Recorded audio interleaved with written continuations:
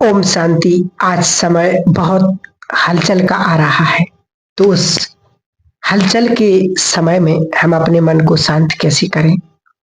बहुत सारे लोग परेशान हैं कि ऐसा समय विकराल आ रहा है जहां पर मन के अंदर बहुत सारे संकल्प चल रहे हैं, बहुत सारे नेगेटिव बातें आ रही हैं।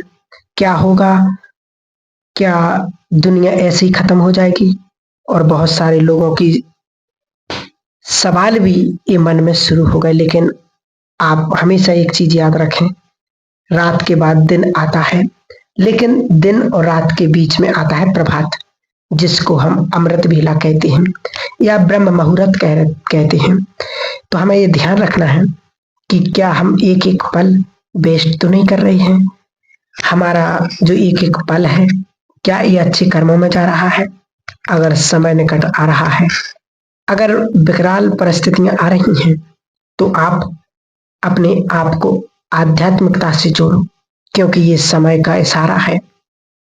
जैसे कोई व्यक्ति बीमार होता है तो लोग उसे क्या कहते कि आप भगवान को याद करो। वैसे ही इस समय भी हलचल वाला है, तो हमें भी अपने मन को शांत रखना है, मन को शांति भी रखना है और शक्तिशाली भी रखना है। क्योंकि बहुत सारे संकल्प आपके मन में ऐसे चलेंगे जिनका जवाब आपको कहीं से नहीं मिलेगा, और वो जवाब देगा भगवान। अपनी आत्मा को स्ट्रांग बनाओ, अपनी आंतरिक शक्तियों को जगाओ, क्योंकि आज व्यक्ति धन दौलत तो कमा रहा है जो कहीं काम नहीं आएगी। लेकिन हमें धन दौलत कमाना है पेट के लिए, हमें 2 वक्त का भोजन मिल जाए। लेकिन आज हम जो पेटियों के लिए कमा रहे हैं, कहीं ना कहीं वो हमें दुख दे रहा है, अब दुख का कारण भी बन रहा है। व्यक्ति चाहता नहीं है दुख का कारण लेना, लेकिन बनता जा रहा है। आज हम इतना बेखौफ हो गए हैं कि कोई फर्क नहीं पड़ता, कुछ भी हो जाए। वो अलग बात है, क्योंकि अगर आपने भगवान के संकेत को भी नजरअंदाज कर दिया, अगर आप सोच रहे हैं कि मैं फिर भी अपने जीवन को जैसे जीता हूं वैसे जीऊंगा, तो कल जब कुछ भी हो तो हम भगवान को दोष नहीं दे सकते, क्योंकि भगवान ने समय रहते हुए बहुत इशारे दिए हैं। जैसे आप देखो, अगर कोई विपदा आने वाली है तो आपको बहुत सारी गाइडलाइंस मिलती हैं कि आप अपने आप को ऐसे सुरक्षित रखो, अपने आप को ऐसे रखो, आप ये सावधानी रखो। वैसे ही सोचिए कि इस विकराल परिस्थिति में या हलचल वाले माहौल में भगवान भी हमें कुछ संकेत दे रहा है कि बच्चे, अभी भी मुझे याद करो, ये आध्यात्मिक रास्ता पकड़ो। क्योंकि आज हम दिन भर अपने आप में बिजी हैं, अपने लिए ही जी रहे हैं। सारा दिन बस कहीं ना कहीं वही बातें, कैसे धन कमाएं। हमें कर्म श्रेष्ठ करने हैं, क्योंकि यदि मेरे जीवन में कर्मों की पूंजी होगी तो वही वो अंतिम समय में मेरा सुरक्षा कवच बनेगी। मुझे तो दुआओं का स्टॉक जमा करना है, क्योंकि इस समय की जो हलचल है उसमें 2 चीजें आपको मदद करेगी, एक दुआएं और दूसरा भगवान की याद। ये 2 चीजें आपके लिए सुरक्षा बन जाएंगी जब समय हलचल का होगा। क्योंकि आप भगवान की याद में मन को एकाग्र कर सकते हैं, तो आप शक्तिशाली भी बन पाएंगे और हलचल के समय में भी मन को शांत भी कर पाएंगे। और अगर दुआओं का स्ट्रॉन्ग पावरफुल है, तो आप किसी भी परिस्थिति में, कैसा भी विकराल समय होगा या परिस्थिति होगी, आपको इजीली वो परिस्थिति पार कर देगी। आप उसे बहुत इजीली फेस कर पाओगे। लेकिन ना तो मैंने दुआएं कमाई और ना ही मैंने भगवान का ध्यान किया। जब ये दोनों चीजें जीवन में नहीं होंगी, तो हमें कहीं ना कहीं मुश्किलों का सामना करना पड़ेगा। व्यक्ति आज बहुत फ्रीडम से जी रहा है, कुछ नहीं होगा, लेकिन जो होगा सो अचानक होगा। हमें पूछ करके समय नहीं बदलेगा, हमें पूछ करके युग नहीं बदलेगा, या हमें पूछ करके इंसान नहीं बदलेगा, पर हमें अपनी सोच को बदलना होगा, अपने संकल्पों को बदलना होगा, समय को बदलना होगा। जहां हम समय को नेगेटिविटी में ले जा रहे थे, अब वो समय है जहां पर आपको अपने समय को पॉजिटिविटी में बिताना पड़ेगा।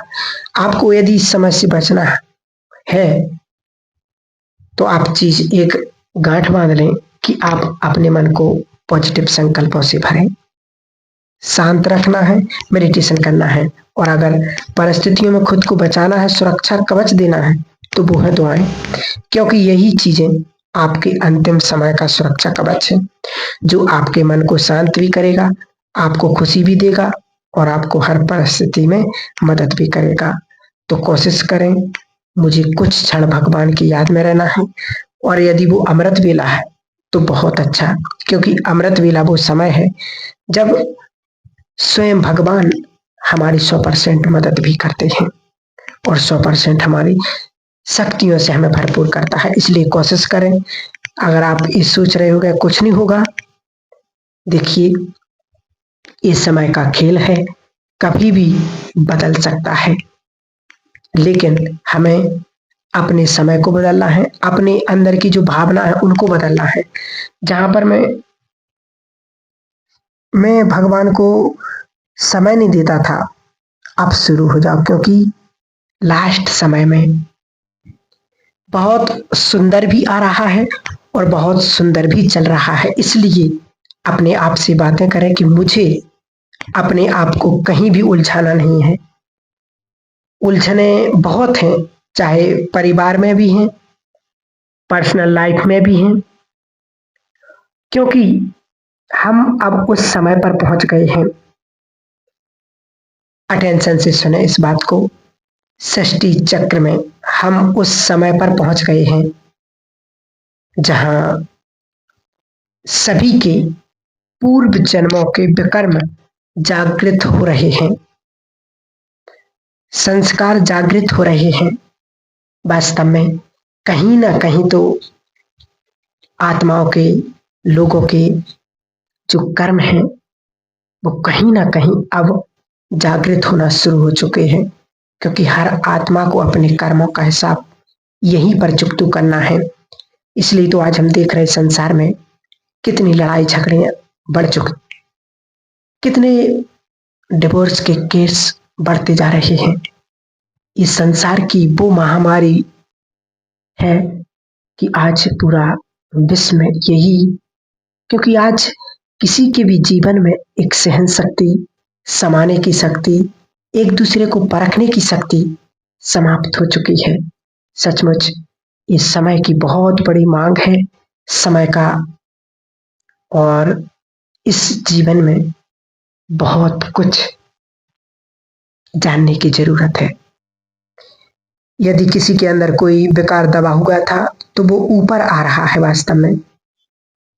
इसलिए बहुत ब्राह्मण आत्माएं भी बहुत परेशान हो रही हैं, बहुत फेल भी हो रहे हैं अपने आप से। इसलिए हमें अपने आप को कहीं भी उलझाना नहीं है, सिर्फ बाबा को देखना है और अपने पुरुषार्थ को देखना है। यही श्रेष्ठ स्थिति का आधार है।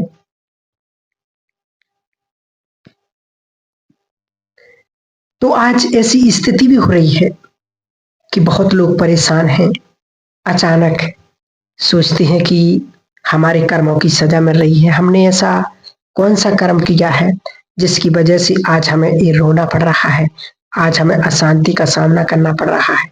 बहुत सारे लोग परेशान हैं, क्योंकि आज जिस प्रकार से समय चल रहा है, अचानक बीमारियां आना, अचानक प्रकृति आपदाएं आना, अचानक रिश्तों में दरारें आना, या अचानक बहुत सारी चीजें जो हो रही हैं वो सब अचानक अचानक हो रही हैं। लोग समझ भी नहीं पा रहे हो क्यों रहा है ऐसा।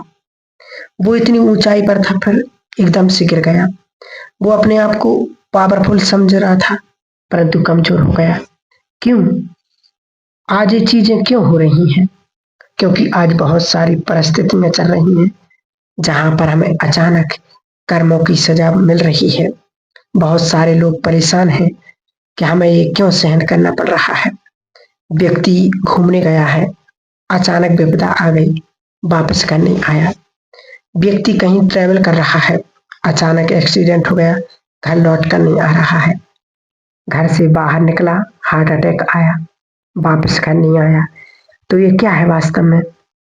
क्योंकि आप सोचिए, कलयुग का अंत का भी अंत है। कहते हैं कि जब कलयुग का अंत होगा तो पाप का घड़ा बढ़ेगा, और जब घड़ा बढ़ जाएगा तो वो फूटेगा। और आप देख रहे हैं कलयुग सर्वनाश की ओर जा रहा है। आज हम अपने विनाश के निमित्त खुद बन रहे हैं। ये तो हम सब जान भी रहे हैं, देख भी रहे हैं कि जो संसार की स्थिति दिन प्रतिदिन बढ़ती जा रही है, उस स्थिति से हम सभी भाई बहन वाकिफ हैं कि ऐसे समय को देखते हुए हमें अपने जो भी भाई बहने, जैसे बाबा के बच्चे ज़्यादातर गृहस्थी हैं, तो वो हमेशा यही एक बात सोचें कि मुझे अपने गृहस्थ जीवन को बहुत सुंदर तरीके से जीना है, क्योंकि भगवान ने मुझे ये जिम्मेवारी दी है। जो भी आपके साथी सहयोगी बने हैं, मिले हैं, वो एक ईश्वर ने आपको अमानत के रूप में भेजा है। इसलिए आप उसे बड़े प्यार से संभाल कर रखें और अपने जीवन को बहुत सुंदर श्रेष्ठ बना करके इस कलयुग में, इस वर्तमान समय की स्थिति को, वर्तमान समय को देखते हुए अपने जीवन को, अपने कर्मों को समझते हुए, सुधारते हुए आगे बढ़ना है। यही अब इस वास्तव में इस भयावह समय की, यूं कहें तो इस नाजुक समय की यही मांग है, स्वयं को परिपक्व बनाना, स्वयं को श्रेष्ठ स्थिति में स्थित करना। इसलिए तो बाबा देखो, अब मूल्यों में भी अब जो नीचे, सबसे नीचे, बाबा नहीं कहते कि अशरीरीपन का अभ्यास बढ़ाओ। अव्यक्त स्थिति बनाने के लिए अशरीरीपन, दिन जितना हो सके अशरीरीपन का अभ्यास, कि मैं एक आत्मा हूँ, परमात्मा की संतान हूँ, भगवान मेरा साथी है, मेरे साथ कभी कोई कुछ गलत नहीं हो सकता है, मैं सदा निश्चिंत हूँ, निडर हूँ। ठीक है, ओम शांति।